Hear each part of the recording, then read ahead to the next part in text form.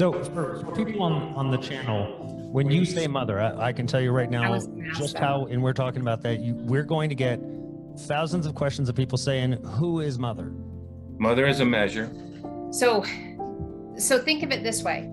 This is where we've gone sideways within our maturation, or I should say our declination. There was a feminine portion that was very much a part of Yod He Vav He that was written out.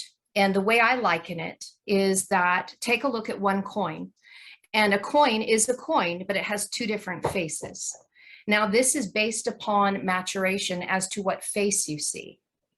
So when Yeshua said, no one comes to the Father but by me, he was a representation of mother walking in the earth who was meant to reveal Father.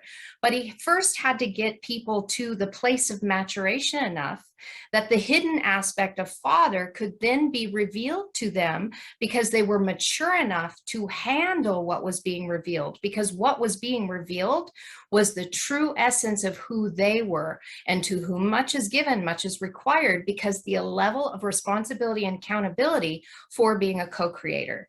So mother is one of those things, like this is part that we lose because we don't comprehend the Hebrew concepts, because these were writings that were written to a Hebraic group of people that understood the maturation process. And so when you're taking a Greco-Roman mindset and applying it to Hebrew scriptures that have a Hebrew mindset, you are going to have a lot lost in translation and not understand in order to understand what is being shared. So we must understand that in that time period, there was a physical representation of a mother that would age and mature a child from 0 to 12 to the age of accountability. Now, we know this in modern Israel, in the way they do things is the bar mitzvah or bat mitzvah, and it was sons and daughters of the commandments. And what that meant is that they were now fully accountable for their word, actions, and deeds by the age of 12 and 13 years old. Now, think about that today. This stuff isn't taught, and this is why we have very immature teenagers. And I totally see what you're saying about, Melia, when you were talking about Paul and being able to separate ourselves from parents.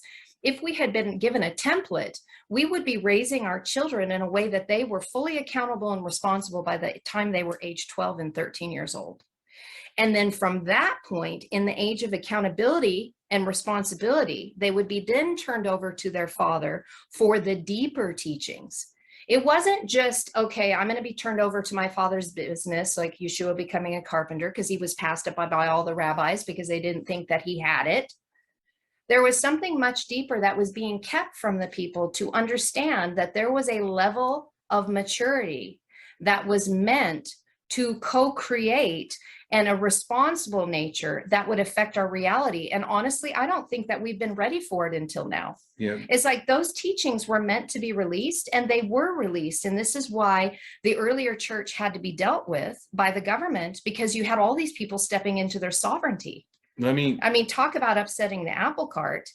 Let me just say something that, again, this will be heard based on where everyone is. I mean, no disrespect, and I don't mean to cause disruption, but we're in that season where we need to start really, the resolve will only come when we start really giving a rub, because people are going to start to ask questions. And so I don't know why people get so confused with mother and father when it's the greatest representation in the earth of family.